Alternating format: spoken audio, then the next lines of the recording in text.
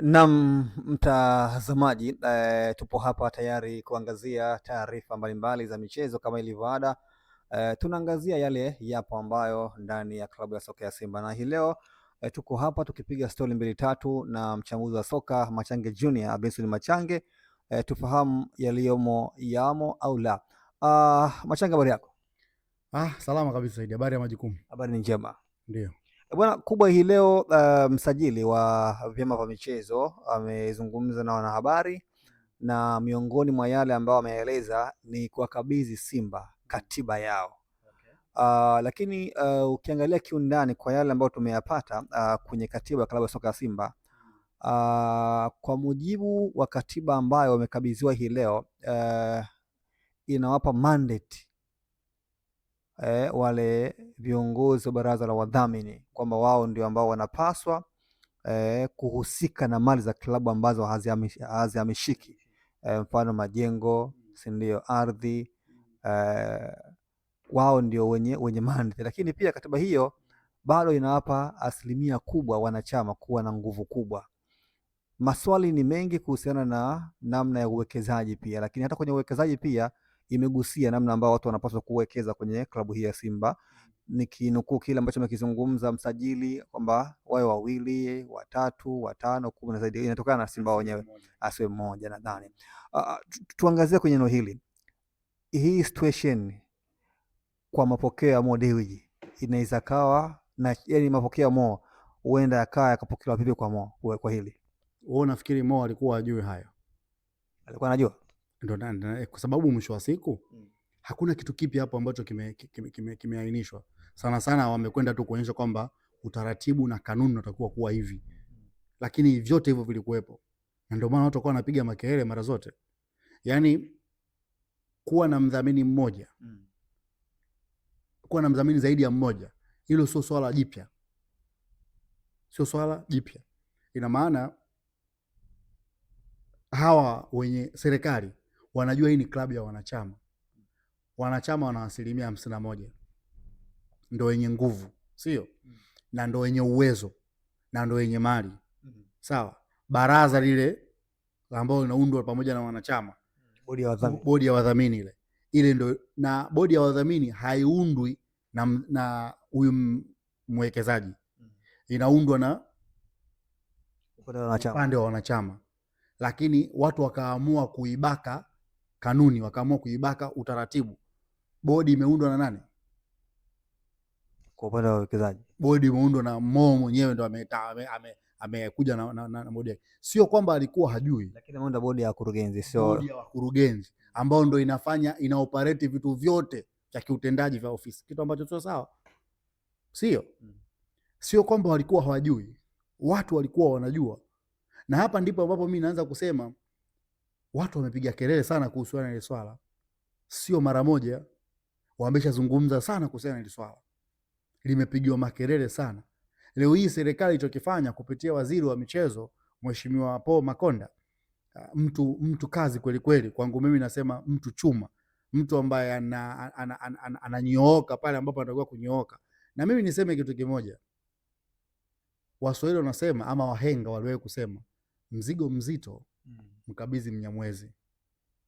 Mnyamwezi kaubeba mzigo mzito ambao ulikuwa unaonekana hakuna mtu wa kuusemea. Amini ama maneno yangu ninayokuambia.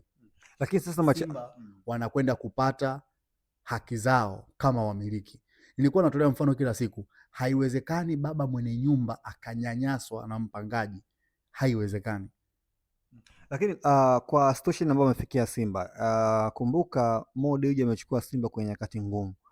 Hauoni kana kwamba Mo ndio anatoa fedha za klabu za uendeshaji? Hauoni kana kwamba mtu yule ambaye anatoa fedha ndio akawa na mandate namna ya matumizi ya hizo fedha? Hapana. Wewe unapokuja kukodisha nyumba kwangu, haunipangii pesa yangu niitumie vipi. Ieleweke, Mo ni mpangaji Simba, sio mmiliki. Kwa hiyo fedha anazozitumia kwanza lazima ziwe na makubaliano ya pande zote mbili, kwamba fedha hii ninaitoa kwa makubaliano haya, ninawapa nyinyi ili nyinyi muiendeshe klabu yenu. Sio mimi niwape nyinyi pesa alafu mimi nianze kuipangia matumizi pesa, alafu mimi nije kuwadai pesa. Sijui kama unanielewa. Mwenye nyumba akipangisha, jukumu la mpangaji ni kuishi kwenye nyumba kutokana na kanuni na taratibu za mwenye nyumba, sivyo?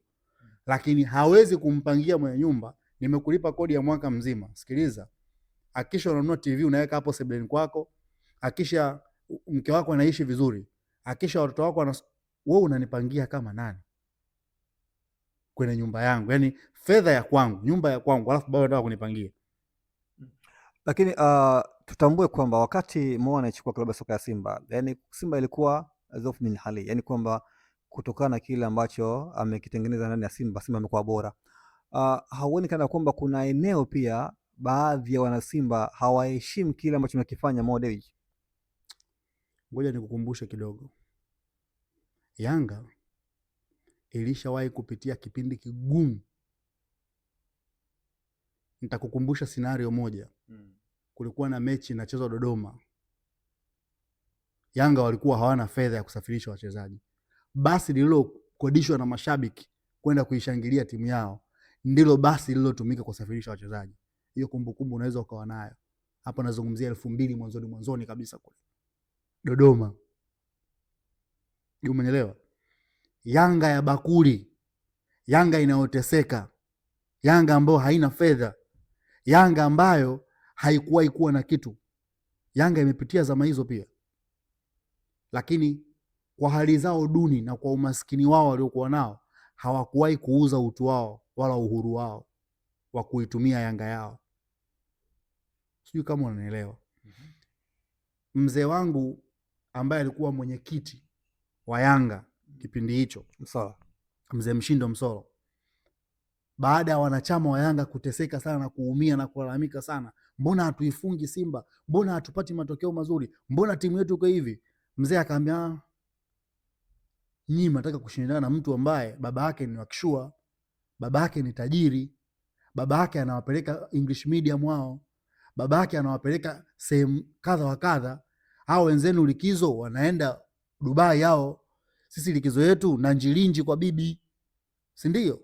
Kwa hiyo nitakachokifanya wanangu, mimi baba yenu sina fedha, urithi tulioachiwa na wazee wetu ndo hii klabu ambayo haina fedha.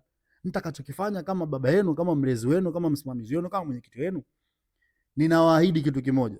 Kwanza niwaombe msiache kuisupport timu yenu katika kipindi hichi kigumu. Sikiliza maneno nayokuambia kwa hekima kubwa. Msiache kuisupport timu yenu kwa kipindi hichi kigumu. Haya ni maneno ya mwenyekiti wa klabu kubwa barani Afrika na klabu namba 1 Tanzania inayoongoza kwa kubeba makombe.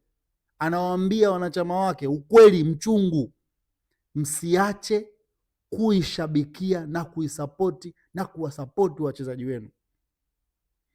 Nitakachokifanya mimi, tutapambana na sisi pia tupate fedha kutoka kwa watu wenye fedha.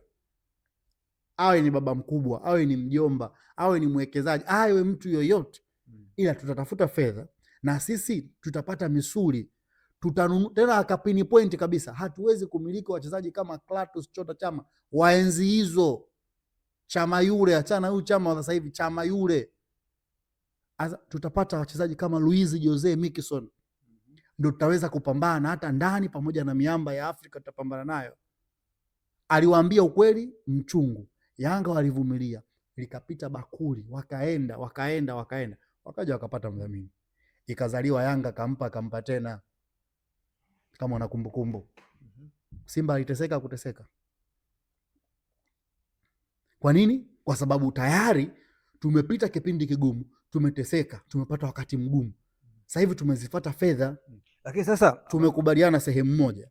Baada ya hapo transformation ikapita, wakaja wakina Engineer Harris, wakaanza kuleta madarasa la transformation, maisha yakaendelea, wakaanza kuja wadhamini, GSM akaweka fedha, GSM akaweka vitu vingi sana mpaka sasa hivi katika stage ambayo wanataka kwenda kutengeneza uwanja. Lakini Machange, ukiangalia kwamba situation ya Africans na Simba tofauti.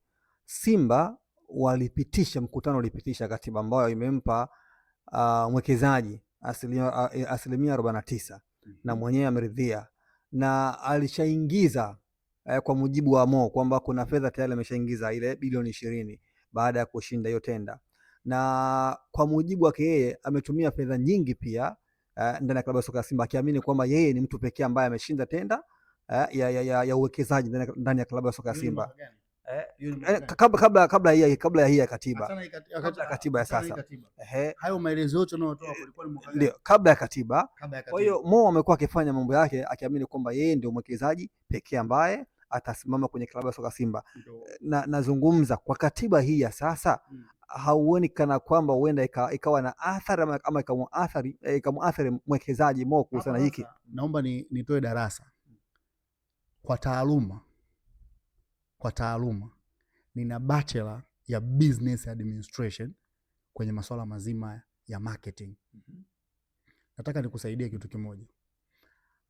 Kuzalisha bidhaa ni kazi rahisi sana ambayo hata wewe mtu wa kawaida huko chini na njilinji ndani kule unaweza ukaifanya. Lakini kuitangaza bidhaa kwa walaji ndo kazi ilipo na ndo biashara ilipo. Twende. Sasa mimi nitakuuliza kitu kimoja. Mo ameingia Simba mwaka gani? Ameingia muda nadhani kama 2010 na kitu hivi. 2000. Tumpe hata 2009. Tumpe hata 2008. Tukubaliana. Tufanye kama kadirio tu. Lakini hajaingia 2008. Basi tuseme 2010. Tumkadirie 2010. Hajaingia kwa bado hajaingia, si ndio? Basi tuseme 2019. Mo ameingia Simba kama sio 2017, 2018. Kama kumbukumbu zangu zitakuwa ziko vizuri. Naomba nikuhesabie. Ndio maana nikasema tukadirie makadirio ya mbali na karibu, sawa? Tuseme Mo ameingia Simba 2015. 16, 17, 18, 19, 20, 21, 22, 23, 24, 25, 26. Miaka 11. Sawa?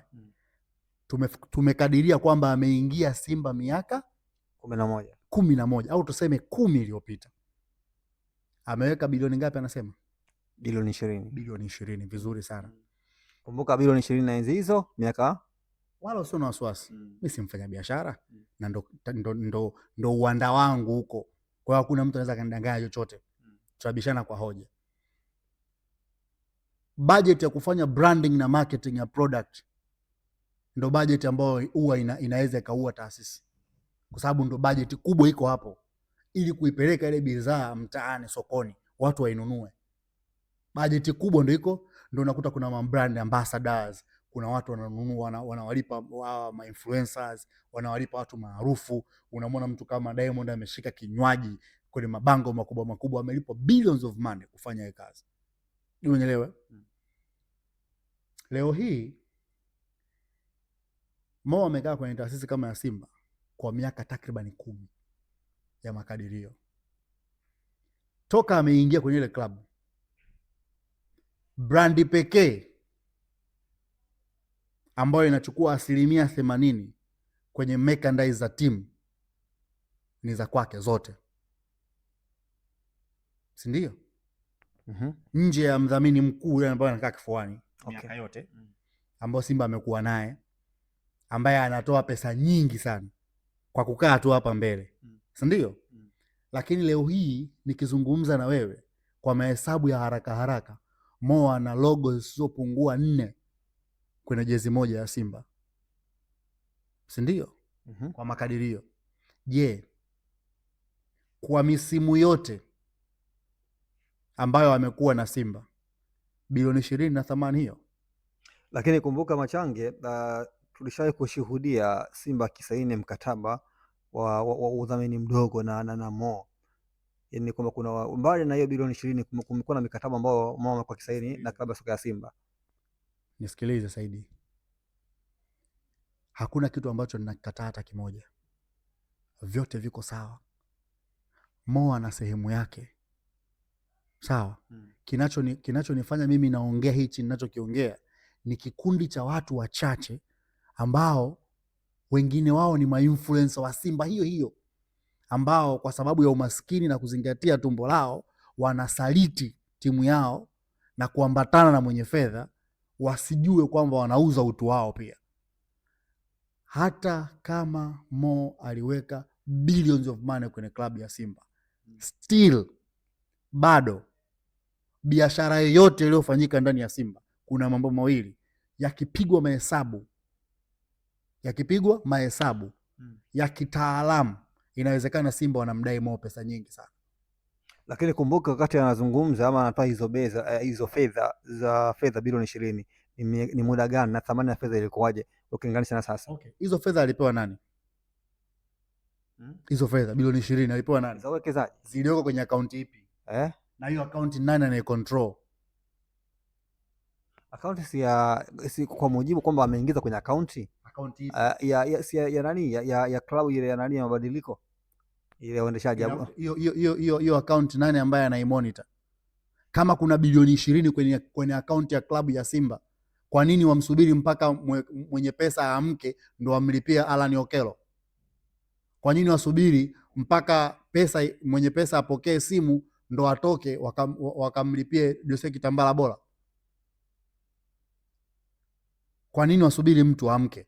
Kama kweli Simba ina akaunti yenye bilioni 20 zilizowekwa na Mo, kwa nini Simba viongozi walalamika kwamba tunawakosa wachezaji wazuri kwa sababu hatuna pesa? Kwa nini? Ni kwa sababu pesa zipo katika akaunti ambayo inamilikiwa na mtu mwingine ambaye sio kiongozi ambaye anafanya shughuli za kila siku za klabu. Sawa. Issue inakuja hapa. Leo hii watu wanamuona Mo kwamba ni kama amepoteza fedha. Lakini niamini mimi, hakuna mfanyabiashara ambaye yuko tayari kukaa miaka 10 sehemu akiwa anapoteza pesa. Hakuna mfanyabiashara design hiyo. Na hakuna biashara design hiyo. Umeelewa? Issue iko hivi.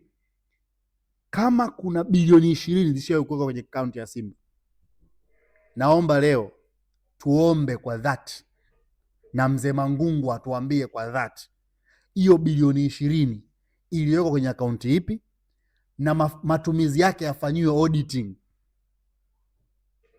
alafu yawekwe wazi kwenye vikao vya Simba, kama hujaona watu wakipigana vyupa pale.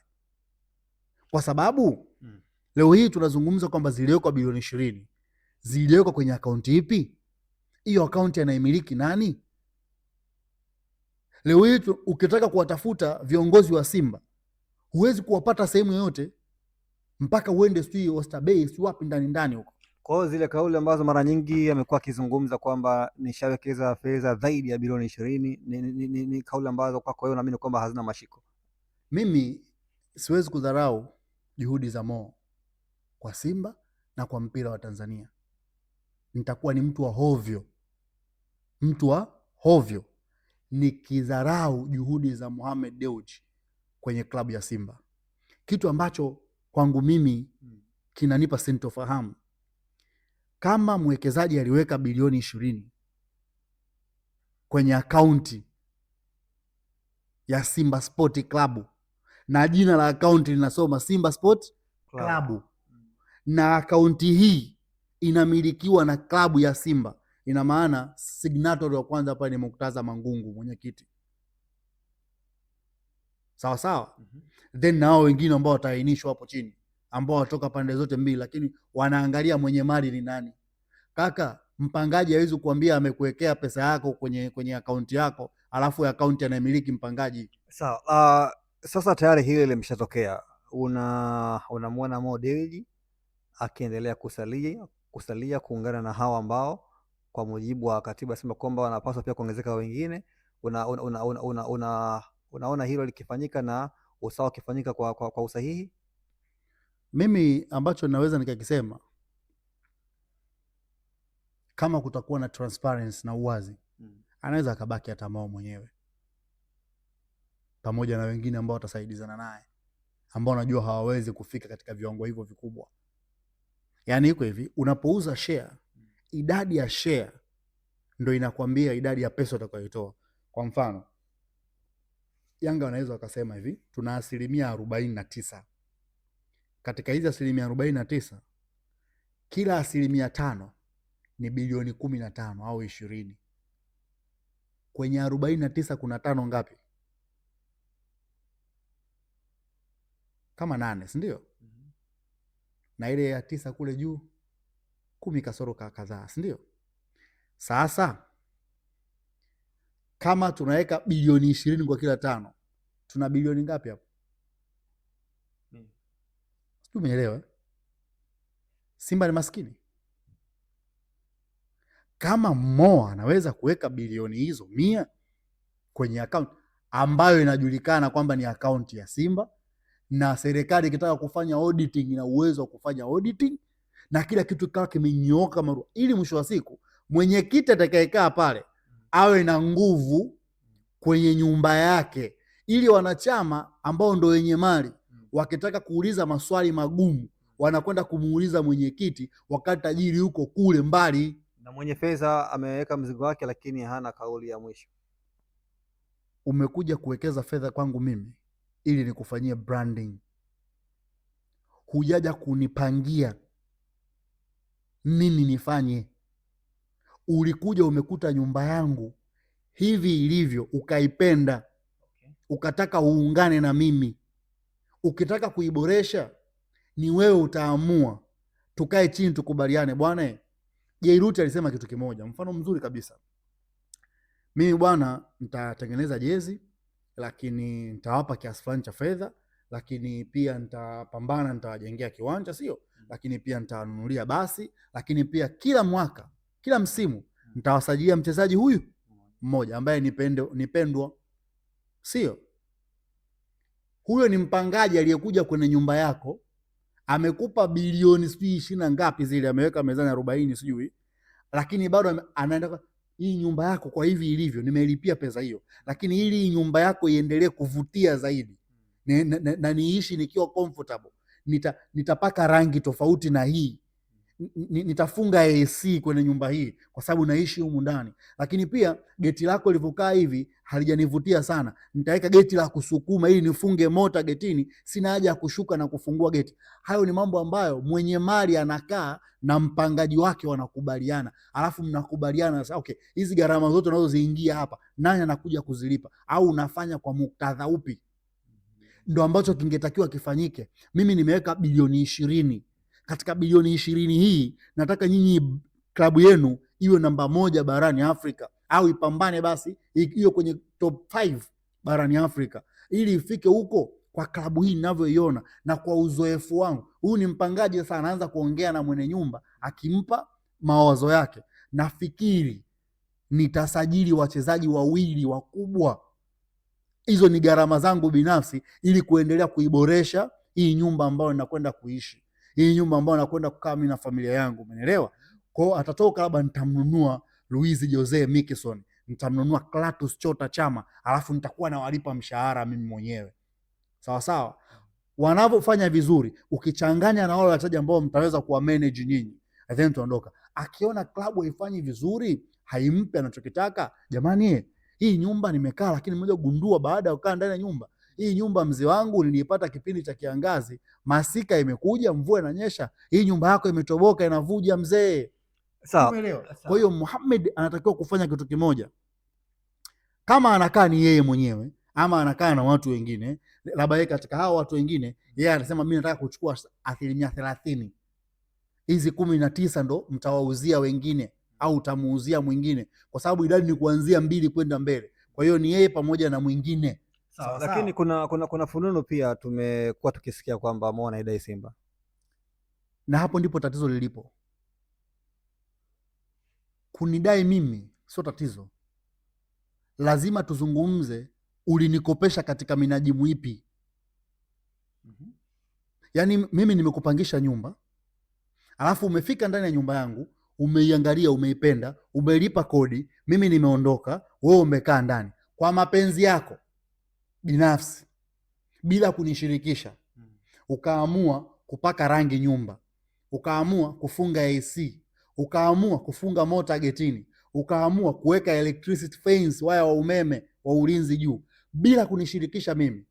Ni vitu vizuri sana umefanya, lakini inapofika miezi 6 nikikudai kodi yangu, brother, huwezi kuniambia siwezi kulipa kodi kwa sababu nilifanya 1 2 3.